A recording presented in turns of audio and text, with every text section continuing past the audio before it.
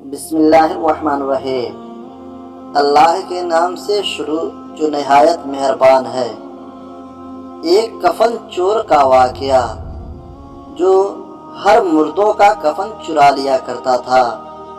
ایک بزرگ جن کا نام حضرت سیدنا اسحاق رحمۃ اللہ علیہ ہے، آپ فرماتے ہیں کہ ایک شخص ہماری محفل میں آیا کرتا تھا، مگر اس کا آدھا چہرہ ہمیشہ چھپا رہتا تھا۔ ایک مرتبہ میں نے اس سے پوچھا کہ تم اپنا آدھا چہرہ چھپائے رکھتے ہو، اس کی کیا وجہ ہے؟ مجھے اس راز سے آگاہ کرو۔ اس نے کہا کہ اگر آپ امان عطا فرمائیں تو میں اپنا معاملہ بتاتا ہوں۔ کہا کہ بتاؤ اصل معاملہ کیا ہے؟ اجازت ملنے پر اس نے اپنی داستان کچھ اس طرح سنائی۔ اس نے کہا کہ میں کفن چور تھا، میں نے کئی قبروں سے کفن چرائے۔ جب بھی کسی قبر کے متعلق معلوم ہوتا تو فوراً وہاں پہنچ کر کفن چرا لیتا۔ ایک مرتبہ ایک عورت کا انتقال ہوا۔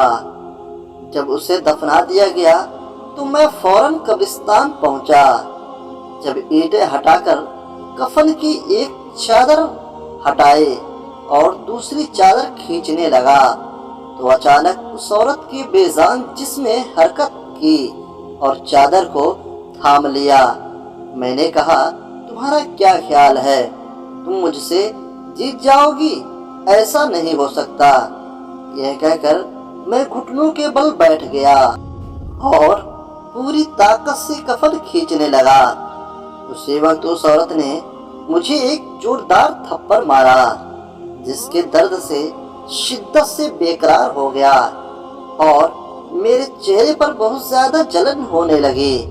یہ کہہ کر اس چور نے اپنے چہرے سے کپڑا ہٹایا تو اس کے گال پر انگلیوں کے نشان چھپے ہوئے تھے۔ میں نے کہا کہ اچھا پھر کیا ہوا؟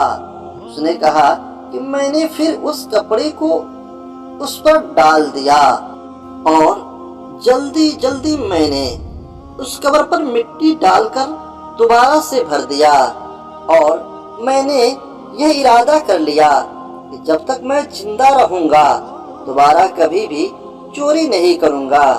اللہ میرے سبھی گناہوں کو معاف فرمائے اور مجھے توبہ کرنے کی توفیق عطا فرمائے۔ حضرت سیدنا ابو اسحاق رحمۃ اللہ تعالیٰ علیہ فرماتے ہیں، اس کفن چور کا سارا واقعہ لکھ کر حضرت سیدنا ابو ذر رحمۃ اللہ علیہ کی طرف روانہ کیا۔ انہوں نے جواب لکھ کر بھیجا کہ اس سے پوچھو کہ جو مسلمان قبلے کی طرف دفنائے گئے تھے، کیا سب کے چہرے قبلے کی طرف ہی تھے یا قبلے کی طرف سے پھر گئے تھے؟ میں نے کفن چور سے پوچھا تو اس نے کہا کہ میں نے جن لوگوں کے کفن چرائے ان میں سے اکثر کے چہرے قبلہ سے پھر چکے تھے۔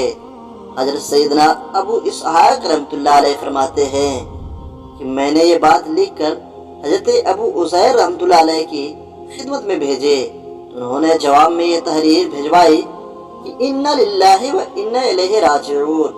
اے اسحاق رحمۃ اللہ علیہ، جن لوگوں کے چہرے قبلہ سے پھر چکے تھے ان کا خاتمہ سنت پر نہیں ہوا تھا، ایمان پر نہیں ہوا تھا۔